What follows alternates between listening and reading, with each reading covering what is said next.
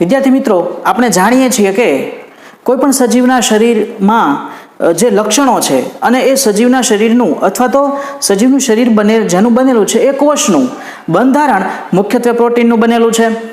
શરીરની અંદર થતી અથવા કોષની અંદર થતી તમામ પ્રકારની જૈવ રાસાયણિક પ્રક્રિયાઓની અંદર પણ મુખ્યત્વે પ્રોટીન ભાગ લે છે. તો પ્રોટીન જે છે ખરેખર એ કહી શકાય કે સજીવના કોષના બિલ્ડિંગ બ્લોક્સ છે અથવા તેના બંધારણના મુખ્ય ઘટકો છે. અને આ પ્રોટીન દરેકે દરેક સજીવની અંદર હજારો પ્રકારના પ્રોટીન આવેલા હોય છે. અને આ પ્રોટીન ક્યારે, કેવા અને કેટલા પ્રમાણમાં બનાવવા, આ બધી માહિતી ક્યાં સંગ્રહિત છે? ડીએનએની અંદર સંગ્રહિત છે. ડીએનએની અંદર જેને આપણે જનીન કહીએ છીએ, એ જનીનની અંદર ન્યુક્લિયોટાઇડના ક્રમના સ્વરૂપમાં પ્રોટીન બનાવવા માટેની માહિતી સંગ્રહિત હોય છે. આપણને ખ્યાલ છે કે ડીએનએ છે એ જનીનિક માહિતીનું સંગ્રહ સ્થાન છે, બરાબર. અને આ ડીએનએ જે છે એને આપણે માસ્ટર કોપી કહીએ છીએ. માસ્ટર કોપી, બરાબર. આ ડીએનએ ની અંદર પ્રોટીન બનાવવા માટેની તમામ માહિતી સંગ્રહિત છે, બરાબર. પણ ડીએનએ ક્યારેય સીધું પ્રોટીન સંશ્લેષણમાં ભાગ લેતું નથી. આપણને ખ્યાલ છે કે ડીએનએ માંથી શું બને છે? તો કે ડીએનએ માંથી આરએનએ બને છે. અને આરએનએ જે છે, ડીએનએ પરથી આરએનએ બને અને આરએનએ પરની ન્યુક્લિયોટાઇડના ક્રમની સિક્વન્સ પરથી હવે પ્રોટીન બને છે, બરાબર. તો પ્રોટીન બનવા માટેની ખરેખર માહિતી ક્યાં છે? ડીએનએ પાસે છે. પણ ડીએનએ સીધું ક્યારેય પ્રોટીન બનાવી શકતું નથી. અને કોની ઉપર આધાર રાખવો પડે છે? આરએનએ ઉપર આધાર રાખવો પડે છે. ડીએનએની માહિતી આરએનએમાં ટ્રાન્સક્રિપ્શન પ્રત્યાંકનની પ્રક્રિયા દ્વારા આવે અને પ્રત્યાંકનની પ્રક્રિયા દ્વારા આવેલી આરએનએની માહિતી પ્રોટીનની અંદર ભાષાંતરિત થાય અથવા તો ભાષાંતરની પ્રક્રિયા દ્વારા આરએનએ પરના ન્યુક્લિયોટાઇડના ક્રમની સિક્વન્સ છે એ પ્રોટીનના એમિનો એસિડના ક્રમની સિક્વન્સમાં ભાષાંતરિત થાય, બરાબર. તો જે ડીએનએ છે એને આપણે માસ્ટર કોપી એટલા માટે કહીએ છીએ કે એ એમની એમ રહે છે. જ્યારે પ્રોટીન સંશ્લેષણ કરવાનું થાય ત્યારે તેમાંથી એમઆરએનએ ઉત્પન્ન થાય છે. અને એટલા માટે એમઆરએનએ જે છે એને આપણે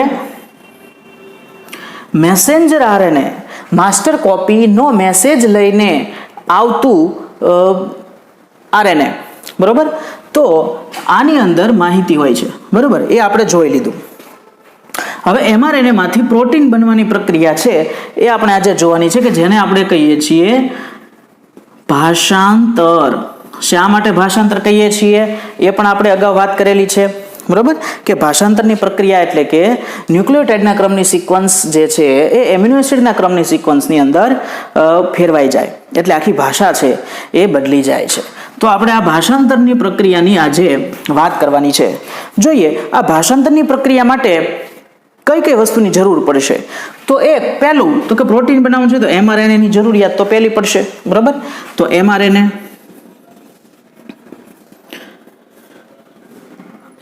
પહેલી જરૂરિયાત છે. આપણને ખ્યાલ છે કે આદિ કોષકેન્દ્રીય કોષની અંદર એમઆરએનએ નું ટ્રાન્સક્રિપ્શન થતું હોય એ દરમિયાન એનું ટ્રાન્સલેશન થઈને પ્રોટીન બનવાની પ્રક્રિયા પણ સાયમલ્ટેનિયસલી ચાલી શકે. કારણ કે આદિ કોષકેન્દ્રીય સજીવમાં કોષકેન્દ્ર જેવું કોઈ કમ્પાર્ટમેન્ટ નથી. એટલે એક જ સાથે આરએનએ નું નિર્માણ અને આરએનએ માંથી ટ્રાન્સલેશનની પ્રક્રિયા બંને એક સાથે ત્યાં ચાલી શકે. પણ સુકોષકેન્દ્રીય સજીવમાં એવું નથી. સુકોષકેન્દ્રીય સજીવમાં એમઆરએનએ બન્યા પછી આપણે જોઈ લીધું કે સુકોષકેન્દ્રીય સજીવમાં એમઆરએનએ પર ઘણી બધી પ્રોસેસિંગ કરવી પડે છે. સ્પ્લાઇસિંગ, ટેઇલિંગ, રિમૂવલ ઓફ ઇન્ટ્રોન્સ, બરાબર. આવી બધી પ્રક્રિયાઓ થાય ત્યાર પછી જ એમઆરએનએ છે એ ટ્રાન્સલેશન કરવા માટે સક્ષમ બને. તો આવા એમઆરએનએની આપણે જરૂર રહે છે. આ એમઆરએનએ સુકોષકેન્દ્રીય સજીવમાં કોષ કેન્દ્રમાં બને, ત્યાંથી કોષ કેન્દ્ર છિદ્ર દ્વારા નીકળી અને કોષ રસમાં આવે. ક્યાં આવે? તો બીજી જરૂરિયાત રિબોઝોમ પાસે આવે. રિબોઝોમ, આ રિબોઝોમ છે એ પ્રોટીન સંશ્લેષણ માટેનું સ્થાન છે, આપણને ખ્યાલ છે. રિબોઝોમની અંદર પણ વિવિધતા છે આદિ કોષકેન્દ્રીય સજીવો અને સુકોષકેન્દ્રીય સજીવોની અંદર. આદિ કોષકેન્દ્રીય સજીવોમાં 70S પ્રકારના રિબોઝોમ, સુકોષકેન્દ્રીય સજીવમાં 80S પ્રકારના રિબોઝોમ, બરાબર. આપણે જોઈશું કે આ રિબોઝોમ છે એના બંને સબ યુનિટ. હવે રિબોઝોમ છે એ આપણે આવી રીતે દોરીએ છીએ રિબોઝોમને, જનરલી આપણે આવી રીતે રેખાકૃતિ અને આવી રીતે દોરતા હોઈએ છીએ કે આ એનું નાનું એકમ અને આ એનું મોટું એકમ. પણ યાદ રાખો મિત્રો, કોષરસમાં આ બંને યુનિટ છૂટા છૂટા ફરતા હોય છે. માત્ર પ્રોટીન સંશ્લેષણ વખતે જ બંને એકબીજાની સાથે આવે છે. જેવું પ્રોટીન સંશ્લેષણ પતી જાય એટલે બંને સબ યુનિટ પાછા અલગ પડી જાય છે, બંને એકમો પાછા અલગ પડી જાય છે. બરોબર? તો સુકોષકેન્દ્રીય સજીવની આપણે વાત કરવાની છે. તો સુકોષકેન્દ્રીય સજીવમાં આ બંને સબ યુનિટ રિબોઝોમના અલગ અલગ કોષરસમાં હોય છે. કયા કયા સબ યુનિટ? 60S સબ યુનિટ અને 40S સબ યુનિટ. બરોબર? આ બંને જે છે એ કોષરસમાં અલગ હોય, માત્ર પ્રોટીન સંશ્લેષણ કરવાનું થાય ત્યારે જ બંને સાથે આવે છે. પ્રોટીન સંશ્લેષણ પૂરું થાય એટલે વળી પાછા બંને એકબીજાથી મુક્ત થઈ જાય. તો એક આ બીજી જરૂરિયાત રહે છે રિબોઝોમની. બરોબર? ત્યાર પછી છે એની જરૂરિયાત રહે તો કે એમિનો એસિડ પણ કોષરસમાં મુક્ત છે. બરોબર? એક તો એમિનો એસિડની જરૂર પડશે, કારણ કે પ્રોટીન સંશ્લેષણ કરવું હોય તો પ્રોટીન સંશ્લેષણ પ્રોટીનના મોનોમર એકમ એમિનો એસિડ છે.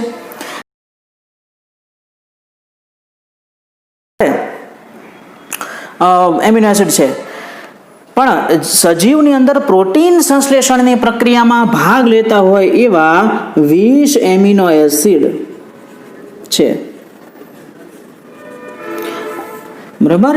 અને એટલા માટે તે આને મેજિક 20s તરીકે પણ ઓળખવામાં આવે છે. અગાઉ પણ આપણે વાત કરી છે મેજિક 20s, કે જાદુઈ 20 એવા એમિનો એસિડ કે જે આખા જૈવાવરણના પ્રોટીનની રચના કરે છે. બરાબર?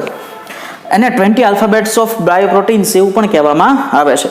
તો આ 20 એમિનો એસિડની જરૂરિયાત રહેશે. હવે એમિનો એસિડને mRNA સુધી લાવવા તો પડશે. લાવવા માટે ટ્રાન્સફર માટે કોની જરૂરિયાત રહે છે? તો કે ટ્રાન્સફર માટે જરૂરિયાત રહે છે ટ્રાન્સફર RNA એટલે કે tRNA, જેની રચના કેવી છે, કઈ રીતે એમિનો એસિડ એની સાથે જોડાય છે, કઈ રીતે એમિનો એસિડ tRNA છે mRNA સાથે જોડાય છે, એ આપણે ગયા લેક્ચરમાં થોડીક વાત કરી છે. બરોબર? યાદ છે ને? એનું ક્લોવર લીફ પ્રકારનું મોડેલ. એક છેડો કે જ્યાં એમિનો એસિડ બાઇન્ડિંગ સાઇટ છે, કે જ્યાં એમિનો એસિડ જોડાય છે, એમિનો એસિડ સ્વીકાર્ય છેડો, અને એની સામે છે પ્રતિસંકેત લૂપ, એન્ટીકોડોન લૂપ, કે જે mRNA ની સાથે જોડાય છે. તો આવું ક્લોવર લીફ પ્રકારનું મોડેલ tRNA નું એ પણ તમને યાદ હશે. અને એક ઉત્સેચકની જરૂરિયાત પડે છે, એમિનો એસાઇલ tRNA સિન્થેટેઝ પ્રકારનો ઉત્સેચક. એમિનો એસાઇલ tRNA સિન્થેટેઝ ઉત્સેચક. આ એક ઉત્સેચક ઉપરાંત પ્રોટીન સંશ્લેષણની શરૂઆત કરવા માટે ઇનિશિએશન ફેક્ટર્સ ઘણા બધા પ્રકારના હોય છે. બરોબર? આપણે એની અંદર પડવું નથી, પણ ઇનિશિએશન ફેક્ટર્સ અને જ્યારે પૂરું થાય ત્યારે ડિસોસિએશન ફેક્ટર, અથવા તો આપણે એને કહેશું ટર્મિનેશન ફેક્ટર. ટર્મિનેશન ફેક્ટર્સની જરૂર પડે છે. ઉપરાંત એનર્જીની જરૂરિયાત પડે છે, એટીપી અને જીટીપી સ્વરૂપે. બરાબર? આપણે પ્રોટીનની પોલીપેપ્ટાઇડ શૃંખલા બનાવવાની હોય તો દરેક પોલીપેપ્ટાઇડ શૃંખલામાં એક એમિનો એસિડ ઉમેરવાનો હોય. આ ખૂબ જ ખર્ચાળ પ્રક્રિયા છે. ઉર્જા ના વ્યયની બાબતમાં વાત કરીએ તો એક પોલીપેપ્ટાઇડ શૃંખલા બનાવવા માટે જેટલા એમિનો એસિડ ઉમેરાય, આ દરેક એમિનો એસિડ વખતે એક એટીપી અને 2 જીટીપી વપરાય. તો પુષ્કળ પ્રમાણમાં એટીપી છે એ પ્રોટીન સંશ્લેષણની પ્રક્રિયા દરમિયાન વપરાતા હોય છે. તો આટલી બેઝિક રિક્વાયરમેન્ટ્સની સાથે આપણે પ્રોટીન સંશ્લેષણ કઈ રીતે થાય એની આછી સમજ મેળવીએ. આ ઉપરાંત એક રિબોઝોમની રચનાની બાબતમાં થોડીક વાત કરી નાખીએ. રિબોઝોમની વાત કરવાની છે ત્યારે તો રિબોઝોમ છે આપણને ખબર છે કે રિબોઝોમ એ પ્રોટીન સંશ્લેષણ માટેનું સ્થાન છે. પ્રોટીન સંશ્લેષણ એ રિબોઝોમમાં જ થાય. આપણે અગાઉ એ પણ જોયું છે કે એક mRNA સાથે ઘણીવાર ઘણા બધા રિબોઝોમના યુનિટ જોડાઈ જાય તો એને પોલિઝોમ્સ અથવા પોલીરિબોઝોમ્સ તરીકે આપણે ઓળખીએ છીએ. બરાબર? હવે આના 2 સબયુનિટની આપણે વાત કરી હતી કે બંને સબયુનિટ છે એ માત્ર પ્રોટીન સંશ્લેષણ વખતે સાથે આવે છે, બાકી આ બંને કોષરસમાં મુક્ત હોય છે. આ બંને સબયુનિટને એકબીજાની સાથે જોડવા માટે આ 2 જે સબયુનિટ છે નાનું અને મોટું એ બંનેને જોડવા માટે Mg+2 આયનની જરૂરિયાત રહે છે.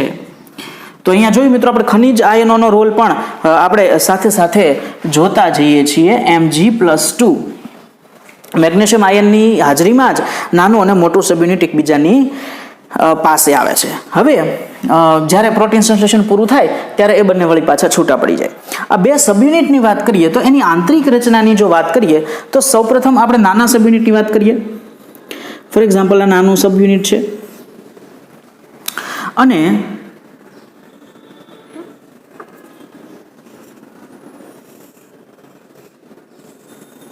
નાનું સબયુનિટ અને એની સાથે જોડાય એ છે મોટું સબયુનિટ.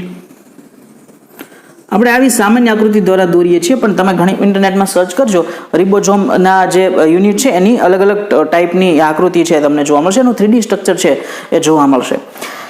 નાનું સબયુનિટ છે મોટા સબયુનિટની કેપ તરીકે અથવા તો ટોપી પહેરી હોય એ રીતે હોય છે, પણ અહીંયા એક વચ્ચે એક પોલી ભૂંગળી જેવી રચના રહી જાય છે અને આ પોલી જેવી ભૂંગળી જેવી રચના છે એમાંથી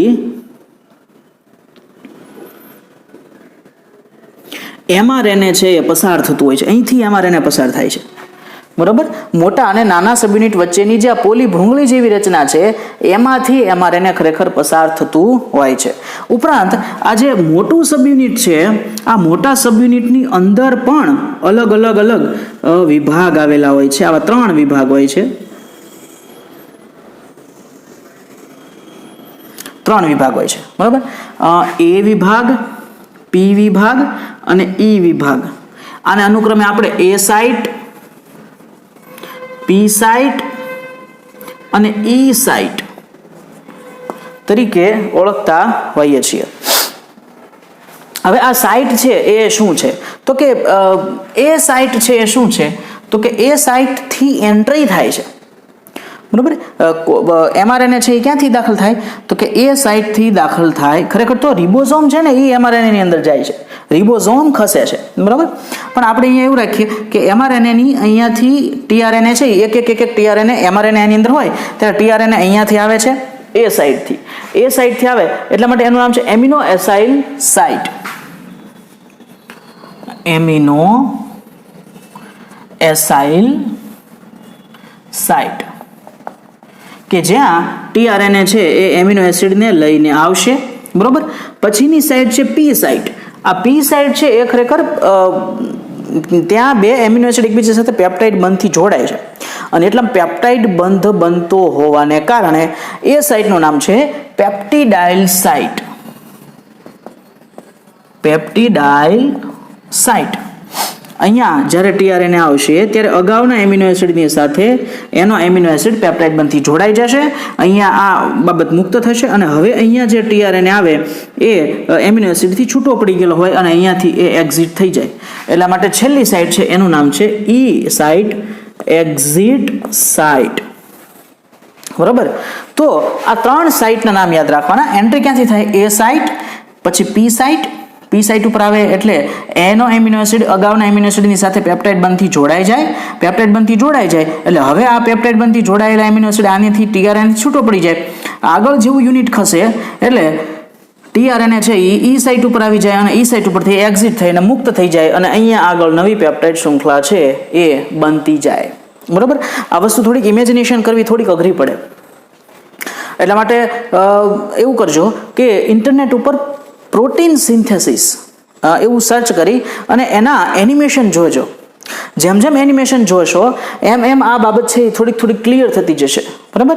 તો એનિમેશનના વિવિધ પ્રકારના, કોઈ એક એનિમેશન નહીં પણ ઘણા બધા એનિમેશન છે એ જોવા દરેકની અંદર તમને ઘણી બધી સિમિલારિટી હશે, દેખાશે, પણ ક્યાંક થોડીક વિવિધતા હશે. એની અંદર તમને આવું જોવા મળશે કે એક બાજુથી tRNA ની એન્ટ્રી થાય છે, અહીંયા વચ્ચે પહોંચે ત્યારે એમિનો એસિડ અગાઉના એમિનો એસિડ સાથે જોડાય અને પોલીપેપ્ટાઇડ શૃંખલા બનાવે છે અને આ બાજુથી tRNA છે નીકળતા જાય છે. તો આ બાબતને વિઝ્યુઅલાઇઝેશન કરવાથી તમને વધારે ખ્યાલ આવશે. એટલે પ્રોટીન સિન્થેસિસના એનિમેશન જોવા એ હું તમને અત્યારે સલાહ આપું છું, બરાબર. આપણે થિયોરિટિકલ પાર્ટ છે આની અંદર ભણશું, પણ કઈ રીતે થાય છે બાબત આખી આપણે વિઝ્યુઅલાઇઝ કરવી પડે. જીનેટિક્સની અંદર જે કંઈક ઘટના છે, સ્વયંજનનની ઘટના છે, ટ્રાન્સક્રિપ્શનની ઘટના છે એટલે કે પ્રત્યાંકનની ઘટના છે, ભાષાંતરની ઘટના છે, આ બધી આપણે ભણીએ ખરા પણ ત્યારે જ યાદ રહે કે જ્યારે આપણે એનિમેશનના સ્વરૂપમાં એને જોઈ હોય, અત્યારે હું ભણાવું ને તમારા મગજમાં જે વિઝ્યુઅલાઇઝેશન થાય છે, જે ઇમેજ ક્રિએટ થાય છે, એના કરતાં વધારે સારી રીતે તમને પ્રોપર વિડીયોની અંદર છે એ જોવા મળશે. એટલે એનિમેશન છે એ ખાસ જોવા. તો આ રિબોઝોમની થોડીક ડિટેલમાં વાત છે એ કરી, અને આ 3 સાઇટના નામ યાદ રાખજો, બરોબર. આગળ આપણે જ્યારે ભાષાંતરની પ્રક્રિયા જોવાની છે ત્યારે એની અંદર આ તમને સમજવામાં મદદરૂપ થશે. ભાષાંતરની પ્રક્રિયા એના સ્ટેપ્સની વાત કરીએ, બરોબર. પહેલું જે સ્ટેપ છે, ભાષાંતરની પ્રક્રિયા અલગ અલગ સ્ટેપમાં આપણે એને સમજવા માટે થઈ અને વિભાજિત કરીએ છીએ. તો પહેલું સ્ટેપ છે એક્ટિવેશન ઓફ એમિનો એસિડ, એટલે કે એમિનો એસિડનું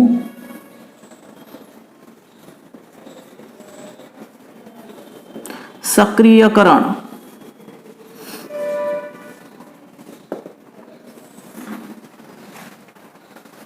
પહેલા સ્ટેપની અંદર એમિનો એસિડ છે એ એટીપીની હાજરીમાં ઉત્સેચકની સાથે જોડાય છે. કયો ઉત્સેચક? એમિનો એસાઇલ ટીઆરએનએ સિન્થેટેઝ ઉત્સેચકની સાથે એમિનો એસિડ જોડાય અને એનું સંકુલ બને છે. કઈ રીતે? તો આપણે એક સમીકરણ દ્વારા જોઈએ, બરાબર. એ એટલે કે એમિનો એસિડ, આ એમિનો એસિડ છે એ એન્ઝાઇમ એટલે કે બરોબર, એ ઉત્સેચક એન્ઝાઇમ ફોર અને આ ઉત્સેચક કયો છે? તો કે આ ઉત્સેચક છે amino acyl tRNA synthetase. Amino acid છે એ એમિનો એસાઇલ ટીઆરએનએ સિન્થેટેઝ નામના ઉત્સેચક સાથે જોડાય, બરોબર. કોની હાજરીમાં? એટીપીની હાજરીમાં, એડેનોસાઇન ટ્રાઇફોસ્ફેટ. અને આ પ્રક્રિયા માટે જરૂરી છે મેગ્નેશિયમ આયન. વળી અહીંયા પાછી મેગ્નેશિયમ આયનની જરૂરિયાત પડી. હવે આ જોડાતા શું થાય છે? તો કે એમિનો એસિડ એ એમિનો એસાઇલ ટીઆરએનએ સિન્થેટેઝ સાથે એટીપીની અંદરથી ઉર્જા વાપરી અને જોડાય છે. ત્યારે શું નિર્માણ પામે છે? તો ત્યારે નિર્માણ પામે છે AMP એમિનો એસિડ એડિનિલેટ એન્ઝાઇમ સંકુલ. અને હવે અહીંયા એડેનોસાઇન મોનોફોસ્ફેટ આવી ગયો. અહીંયા કેટલું હતું? એડેનોસાઇન ટ્રાઇફોસ્ફેટ. એટલે 2 પાયરોફોસ્ફેટ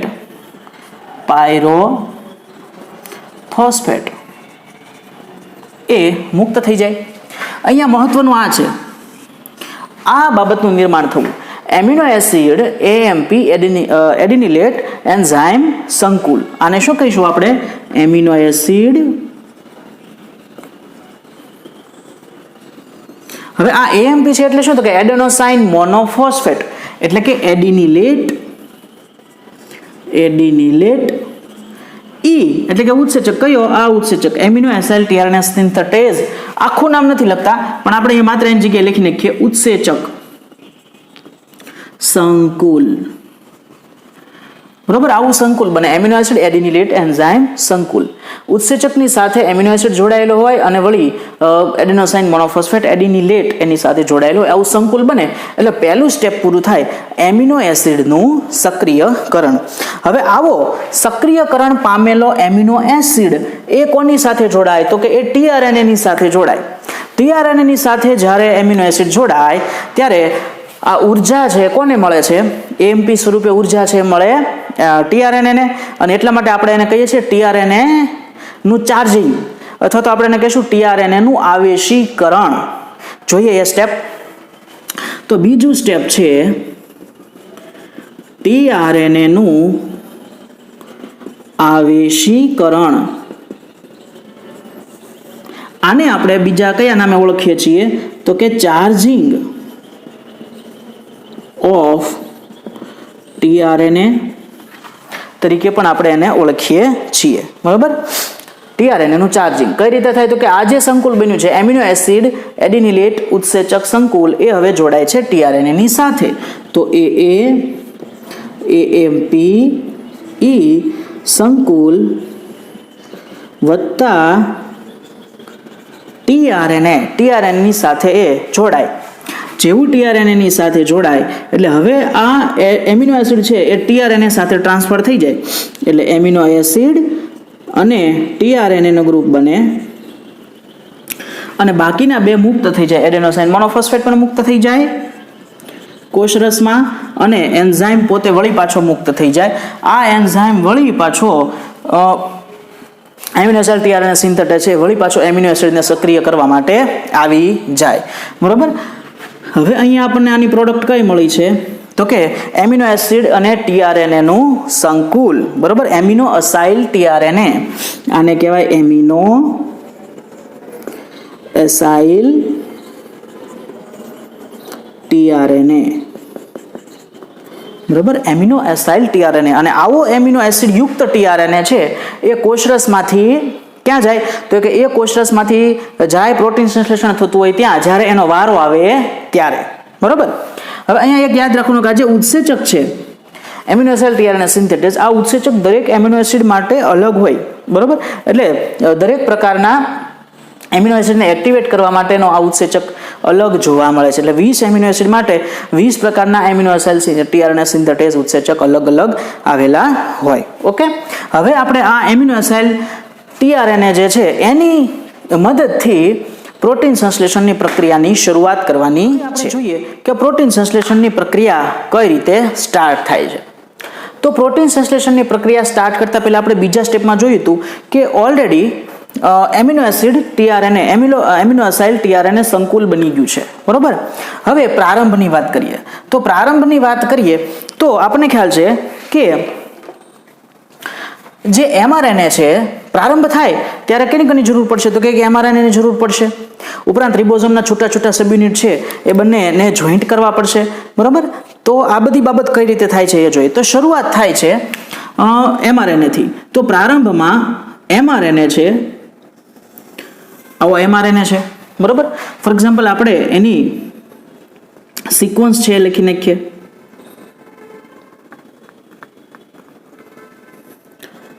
ફાઈવ પ્રાઇમ 3 પ્રાઇમ.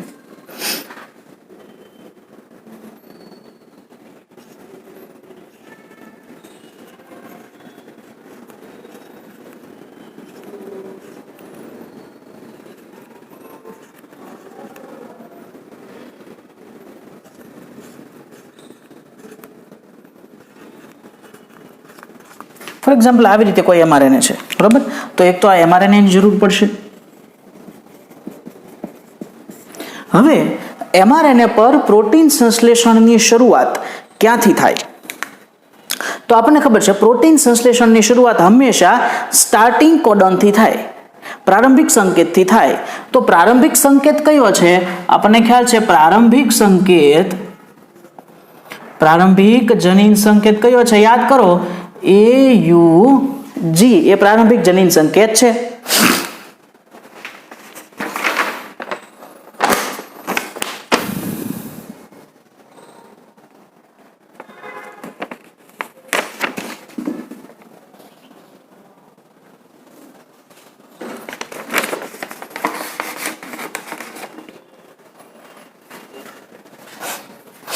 બરોબર. તો પ્રારંભિક જનીન સંકેત કયો AUG.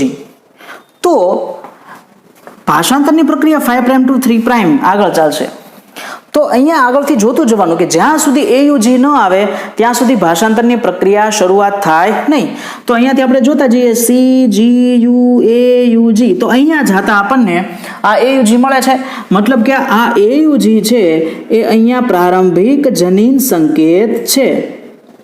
બરોબર. આ જનીન સંકેત પ્રારંભિક છે, આ પ્રારંભિક જનીન સંકેત. ઓકે. હવે આ પ્રારંભિક જનીન સંકેત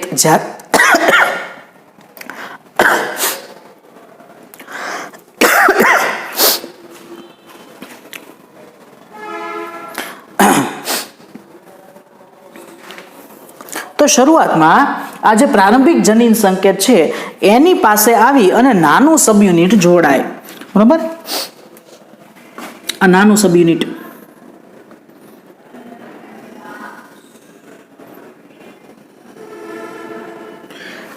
સબયુનિટ અને આ 40S સબયુનિટ 40S સબ યુનિટ આપણે યુકેરિયોટિક સજીવોની અંદર એટલે કે સુકોષ કેન્દ્રીય સજીવોની અંદર વાત કરીએ તો સુકોષ કેન્દ્રીય સજીવમાં રિબોઝોમના 2 સબયુનિટ એ પૈકીનું નાનું એકમ નાનું સબયુનિટ 40S સબયુનિટ એ પ્રથમ અહીંયા જોડાય. બરોબર.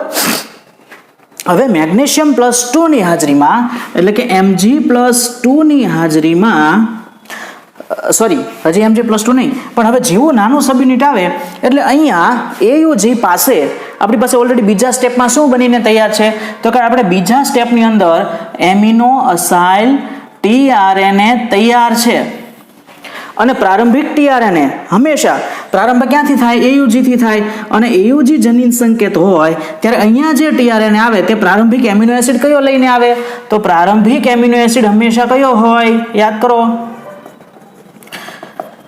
પ્રારંભિક એમિનો એસિડ છે મિથિયોનિન MET તરીકે. તો આ જે tRNA છે એ પોતાની સાથે જે એમિનો એસિડ લાવ્યો છે એ કયો હોય મિથિયોનિન હોય. તો મિથિયોનિન વાળો tRNA છે એ અહીંયા જોડાય. તો આપણે જોઈએ કઈ રીતે જોડાય. તો આ મિથિયોનિન વાળો tRNA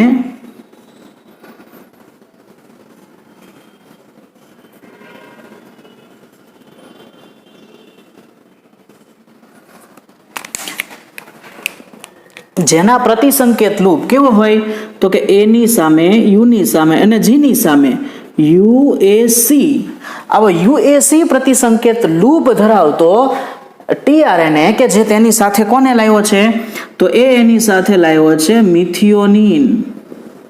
ફોર એક્ઝામ્પલ આ એમિનો એસિડ છે મિથિયોનિન. આવો મિથિયોનિન વાળો tRNA છે એ પહેલો અહીંયા જોડાય. બરોબર. આગળના ભાગનું ભાષાંતર નહીં થાય 5' છેડા તરફનું પણ ભાષાંતર થશે નહીં. હવે જ્યારે આ બની જાય tRNA 40S mRNA સંકુલ tRNA હોય એ mRNA સાથે જોડાયેલો હોય અને 40S સબયુનિટ હોય ત્યારે Mg+2 ની હાજરીમાં બીજું સબયુનિટ આવે અને આ બીજું સબયુનિટ હવે અહીંયા ગોઠવાશે. આ બીજું સબયુનિટ એવી રીતે ગોઠવાય કે જેથી આ tRNA જે પ્રારંભિક tRNA છે એ એની P સાઇટ ઉપર આવે. આ સાઇટનું નામ યાદ કરો P સાઇટ. આગળની સાઈડ કે જે ખાલી છે 5' બાજુ 5' છેડા તરફની એટલે કે E સાઇટ અને ત્યાર એની આગળની સાઈડ એટલે કે 3' છેડા તરફની આ બાજુની કે જે વાંચવાની છે આ બાજુના કોડ જે વંચાવાના છે એ છે A સાઇટ. આવી પોઝિશનમાં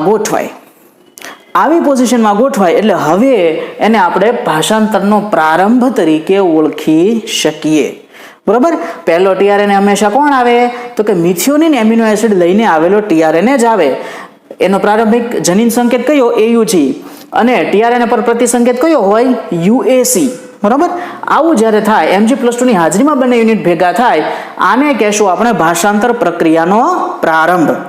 બરોબર. હવે ત્યાર પછીનું સ્ટેપ જોઈએ આપણે કે પ્રારંભ થઈ ગયો હવે આગળ કઈ રીતે પ્રક્રિયા ચાલે છે. બરોબર. તો આગળની પ્રક્રિયા જોઈએ તો એને કહેવામાં આવે છે પ્રલંબન. બરાબર. પ્રલંબનની પ્રક્રિયા કઈ રીતે થાય એ એક આકૃતિ દ્વારા ઝડપથી સમજીએ. હવે અહીંયા શું થાય છે ધ્યાન રાખો તો કે અહીંયા પ્રારંભ થઈ ચૂક્યો છે. બરોબર. ફર્સ્ટ પોઝિશન લેવાઈ ગઈ. હવે શું થાય તો કે હવે આ જે આખું સબયુનિટ જે બંને છે એમાં પહેલા નાનું સબયુનિટ એક સ્ટેપ આગળ ખસે એટલે કે એક જનીન સંકેત જેટલું આગળ ખસે.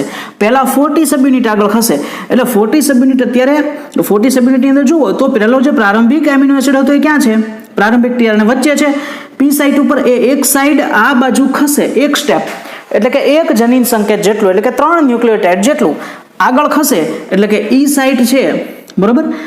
એ આ E સાઇટ છે એ અહીંયા P ની જગ્યાએ આવી જાય P છે એ A ની જગ્યાએ અને A છે એક સ્ટેપ આગળ ખસે.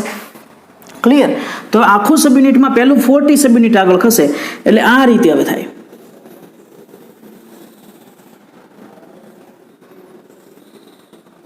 આ રીતે એક સ્ટેપ આગળ ખસ્યું એટલે જે AUG જે P સાઇટ હતો એ ક્યાં ધકેલાણો તો કે AUG છે એ હવે ધકેલાણો E સાઇટ બાજુ. બરાબર, અને પી સાઇટ ખુલ્લી થઈ ગઈ, એ સાઇટ ખુલ્લી થઈ ગઈ, બરાબર. હવે આ સબયુનિટ આગળ ખસે ત્યારે અહીંયા CCA પર એક નવો tRNA આવે, બરાબર.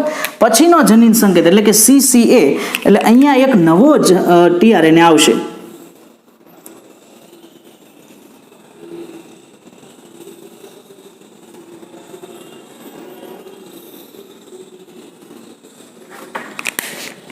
પહેલાની સાથે કોણ હતું? તો કે મિથિયોનિન હતો, બરાબર. હવે CCA જે બીજો જનીન સંકેત CCA એની સામે પ્રતિસંકેત કયો હોય? તો કે GGU. અને CCA જનીન સંકેત એટલે કયો એમિનો એસિડ થાય? જોઈએ. CCA જનીન સંકેતનો મતલબ છે કે અહીંયા હોય પ્રોલિન, આ છે મિથિયોનિન, બરાબર. આ એક સબયુનિટ આગળ ખસ્યું, બરાબર.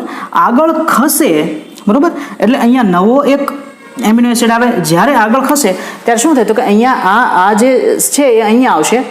જ્યારે એ અહીંયા આવશે અને હવે એક સ્ટેપ આગળ ખસશે ત્યારે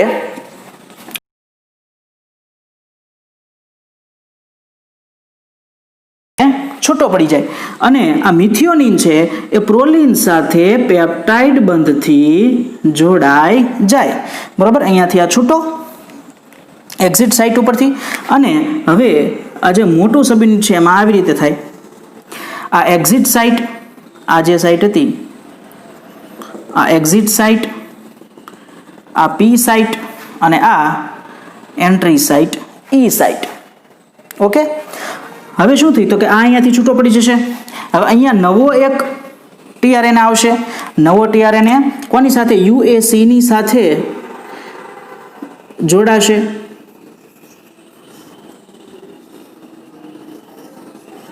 બરાબર. UAC જનીન સંકેતની સામે અહીંયા કયું હોય? તો કે AUG. UAC જનીન સંકેત એટલે કયો એમિનો એસિડ જોઈ લઈએ. UAC એટલે કે ટાયરોસિન. તો અહીંયા ટાયરોસિન આવ્યો,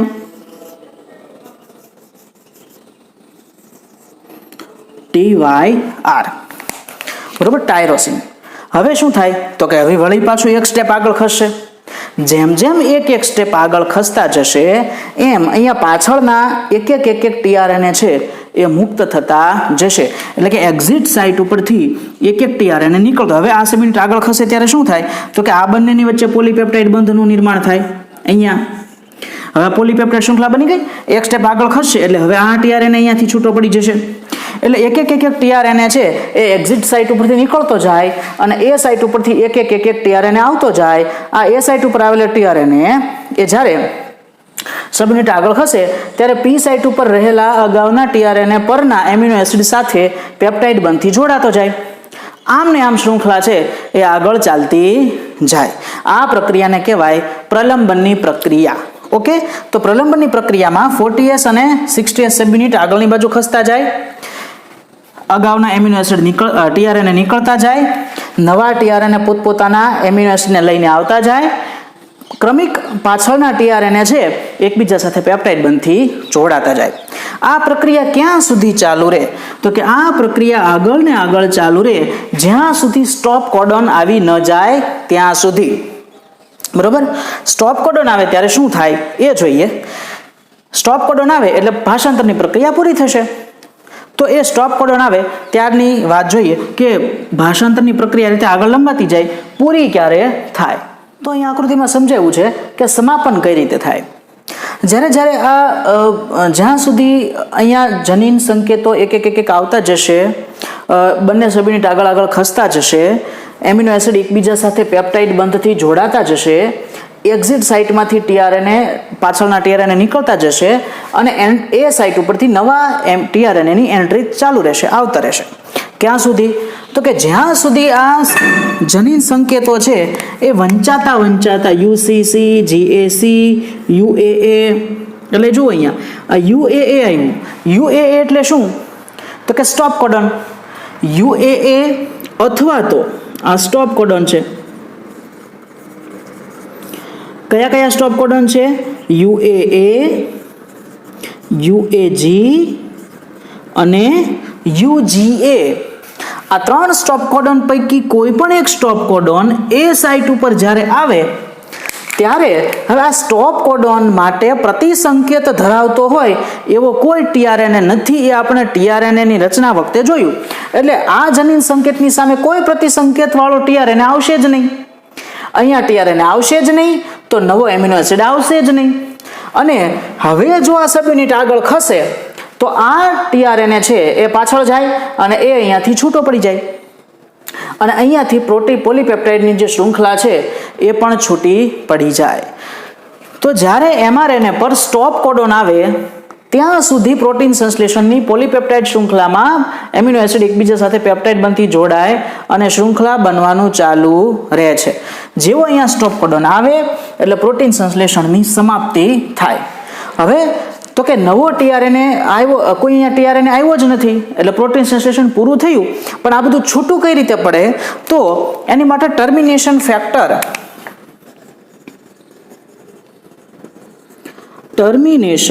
ફેક્ટર એ પોલીપેપ્ટાઇડ શૃંખલાને, TRNA ને અને રિબોઝોમના બંને સબયુનિટને mRNA થી અલગ કરી નાખે.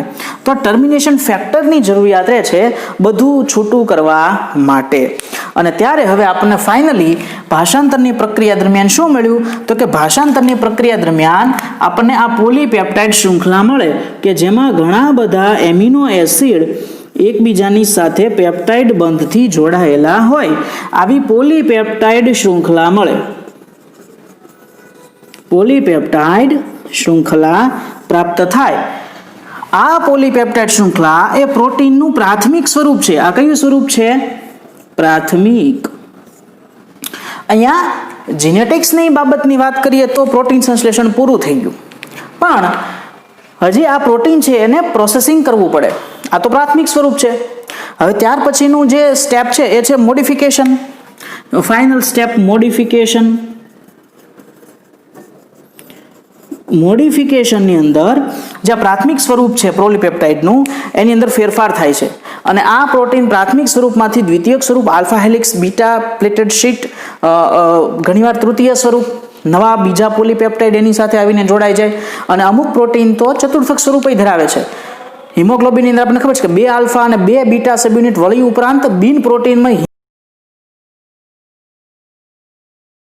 ક્રિયાશીલ સ્વરૂપ છે આપણને મળે. જીનેટિક્સની બાબતમાં અહીંયા આપણે પ્રોટીન સંશ્લેષણ પોલીપેપ્ટાઇડ શૃંખલા બને એટલે આપણે જીનેટિક્સની બાબતમાં પૂરું કરીએ, પણ હજી આ પ્રોટીન કામ કરવા લાયક હોતું નથી. એની અંદર ઘણા બધા મોડિફિકેશન થાય ત્યારે એ કામ કરવા લાયક બને. આ પ્રકારના કયા મોડિફિકેશન કેવા થાય છે એ તમારે બાયોકેમિસ્ટ્રીના ચેપ્ટર જે છે પ્રોટીન્સના એની અંદર તમે બહુ ડીપમાં શીખશો કે કઈ રીતે પ્રોટીનના સ્વરૂપો પ્રાથમિક, દ્વિતીયક, તૃતીયક, ચતુર્થક સ્વરૂપો છે એ આવેલા હોય કે જે ખરેખર ક્રિયાશીલ ચતુર્થક અને તૃતીયક છે એ મોટે ભાગે ક્રિયાશીલ સ્વરૂપ હોય છે. તો અહીંયા પ્રાથમિક પોલીપેપ્ટાઇડ શૃંખલાની વાત આપણે પૂરી કરી. તો આ ભાષાંતરની પ્રક્રિયા પૂરી થઈ. હવે એક મહત્વની બાબત કે mRNA છે, ફોર એક્ઝામ્પલ આ mRNA છે, તો આ mRNA પર જો અહીંયા સ્ટાર્ટિંગ કોડોન આવેલો હોય, અહીંયા સ્ટાર્ટ એટલે કે પ્રારંભિક સંકેત હોય, પ્રારંભિક સંકેત અહીંયા હોય કયો? તો કે AUG અને સ્ટોપ સંકેત અહીંયા હોય, સ્ટોપ કોડોન એટલે કે સમાપ્તિ સંકેત. સમાપ્તિ સંકેત એટલે કે કયા? તો કે UAA, UAG અને UGA. આ આટલા ભાગમાં છે, બરોબર? આ એનો 5 પ્રાઇમ છેડો છે ને આ એનો 3 પ્રાઇમ છેડો છે. તો આટલા ભાગનું ભાષાંતર થાય, આટલા ભાગનું ભાષાંતર થશે, પણ પ્રારંભિક સંકેત અગાઉનો 5 પ્રાઇમનો છેડો એટલે કે આટલો પાર્ટ એનું ભાષાંતર થશે નહીં. ઉપરાંત સમાપ્તિ સંકેત પછીનો 3 પ્રાઇમનો છેડો આટલો, આનું પણ ભાષાંતર થશે નહીં. તો અહીંયા ભાષાંતર નથી થતું, ભાષાંતર રહિત વિસ્તાર એને કહે છે. શું કહે છે? તો કે ભાષાંતર રહિત વિસ્તાર, અથવા તો એની માટે શબ્દ છે અનટ્રાન્સલેટેડ રિજિયન્સ, UTRs, અનટ્રાન્સલેટેડ રિજિયન્સ. એ ભાષાંતરમાં વપરાતા નથી પણ ભાષાંતર માટે જરૂરી છે, બરોબર? એ ખૂબ અને 3' ઉપર બરોબર ટેઇલિંગ અને કેપિંગની પ્રક્રિયા થઈ છે એ mRNA સાચવવા માટે બહુ જરૂરી છે. તો આ જે ભાષાંતર રહિત વિસ્તાર છે એમાંથી એનું ભાષાંતર ન થાય, પણ ભાષાંતરની પ્રક્રિયા માટે એ 5' અને 3' બાજુના વધારાના છેડા જે છે એની જરૂરિયાત છે. ઓકે, તો અહીંયા આપણે પ્રોટીન સંશ્લેષણની વાત છે એ પૂરી થઈ. ભાષાંતરની પ્રક્રિયા જે છે એ પૂરી કરી.